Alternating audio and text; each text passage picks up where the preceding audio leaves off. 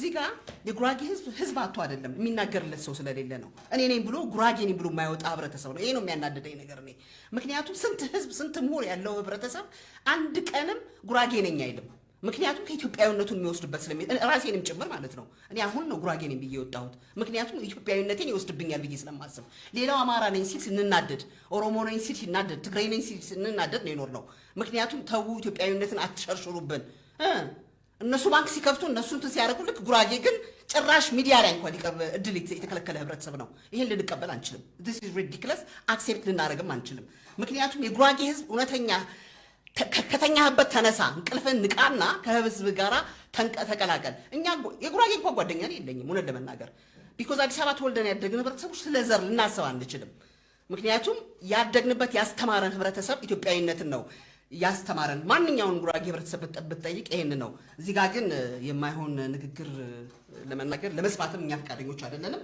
ምክንያቱም የጉራጌ ህዝብ ክልል ያስፈልገዋል፣ አሁንም ያስፈልገዋል። ደግመን ነው የምንናገረው፣ እንጠይቃለን በትክክል። እኔ ጭራሽ በዚህ አጋጣሚ ልነግራችሁ የምፈልገው ነገር ይሄ ሰሞኑን ጽሁፎች እየጻፍኩ ነው። ምክንያቱም የጉራጌ ህዝብ ምን አለው የሚለው በጣም የገረመኝ ራሴ የማላቀው ነገር ኢቭን እናትና አባቴ የመጡት ከምሁር አካባቢ ሆኖ ምሁር አክሊል አካባቢ ሆኖ የማላቀው አንድ ቤተክርስቲያን አለ ምሁር ኢየሱስ ገዳም የሚባል በጣም ለቱሪዝም አትራክሽን በጣም ፎሪን ካረንሲ ሊያስገባ የሚችል ቦታ መንገድ የለውም። 60 ኪሎ ሜትር ተበድሎ ያለ ህብረተሰብ ነው። ወልቂጤና ውሃ የለም፣ እጅን የምትታጠብበት ውሃ የለም።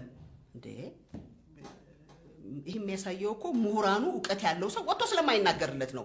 ለምን ፈሪ ህዝብ ነው ደግሞ። እውነት ለመናገር ምንድነው የሚያስፈራቸው? ጉራጌ መባል ኢትዮጵያዊነቱ ማን ነው የሚከለክለው? ኢትዮጵያዊ ከማንም በላይ ኢትዮጵያውያኖች ነን። ለኢትዮጵያ የቆምነን ዓለም ላይ ሪፕሬዘንት ያደረግናት ሰዎች ነን። ማንም ሰው ሊነግረን አይገባም ስለ ኢትዮጵያዊነት። ስለዚህ መንግስት ራሱ አርፎ ይቀመጥና ክላስተር ምናምን ብሎ የጀመረው ራሱ ነው።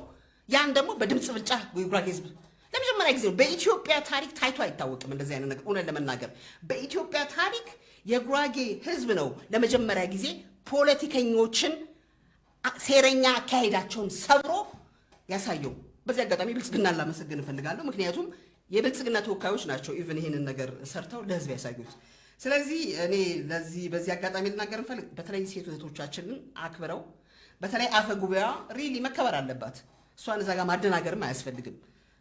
በወታደር በኮማንድ ፖስት እነሱን አጅባ አይደለም ድምፅ ለመናገር የምትወስዳቸው። ምን ማለት ነው ይሄ? this is ridiculous። ስለዚህ እኔ ውድሉን ለማመድ እሰጣለሁ። እያስተዋሉ ቢናገሩ ጥሩ ናቸው የሚናገሩት ሰዎች።